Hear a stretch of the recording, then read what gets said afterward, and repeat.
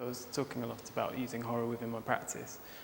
And then this character pops up, a family connection. Austin Churton Fairman is his name, and his radio name was Mike Raven, which kind of spilled into his kind of horror career. I originally found out about him through horror, or through finding out I had a sort of family link to horror films. One of the films that he starred in was called Crucible of Terror, which is a really interesting film where he plays a kind of maniacal, sort of crazy artist character who kind of kills his victims and casts them in bronze. The funny thing about it for me was that Churton, or Mike Raven, he made this film prior to becoming an artist, so there's these kind of weird parallels, which I think you see through his whole life. One of the other issues in terms of the horror thing was that it's part of the actual work, but not the whole, it's not completely focused on horror. It's just an aspect of it, and it just seems quite right. I don't like the idea of just wholly focusing on one thing.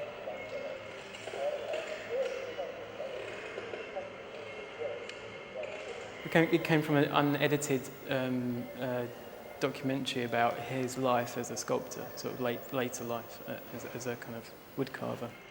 I was given this film to kind of re-edit and make the documentary for the family. It had these scenes of his sculptures being sort of moving within space and looking at my practice and thinking about the ways that I've talked about the relationship between film and sculpture and how that can be animated, whether that's by film or by the viewer.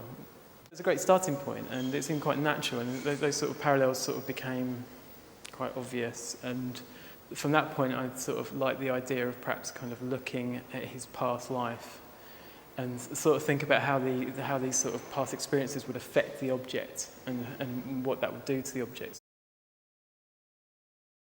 The reason we applied for Fig 1 was it seemed to be that the plan was to have a group of exhibitions that were about presenting like developments of work or different versions and presenting kind of iterations of work is something that's quite important to us in our practice.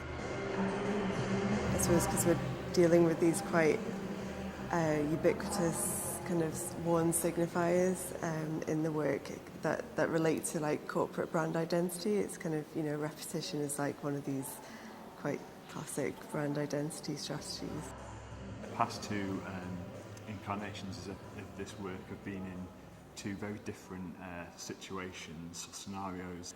One was in a studio block that holds events, so we made UNLEARN into an event that lasted roughly 2 hours, so the work acted as a kind of backdrop to kind of tune in and out of, and people socialising with each other. Whilst the other version, it was shown at the Gallery North at Northumbria University, and we kind of changed it to kind of reflect the quite corporate sort of vernacular of the sort of university's surroundings and like design elements. The work already had these bamboo plants because they're kind of such a common like kind of signifier for calm or something that you find in a lot of kind of public and commercial spaces, but Northumbria University does actually have a lot of bamboo plants around the lobbies, and it has a lot of these kind of lobbies in the atrium that are kind of has this like unfixed furniture that you can move around and gather tables together, and it's just like one of these like really familiar spaces, and we borrowed some of the furniture from that lobby and kind of incorporated it in the work. And being in Gallery North, kind of within this university context, it almost like slipped into the background. I mean, it's obviously it has all these really familiar features from public and commercial spaces, but it's also, I mean, it's clearly a kind of incongruous like meeting of those references. Stop trying to support yourself.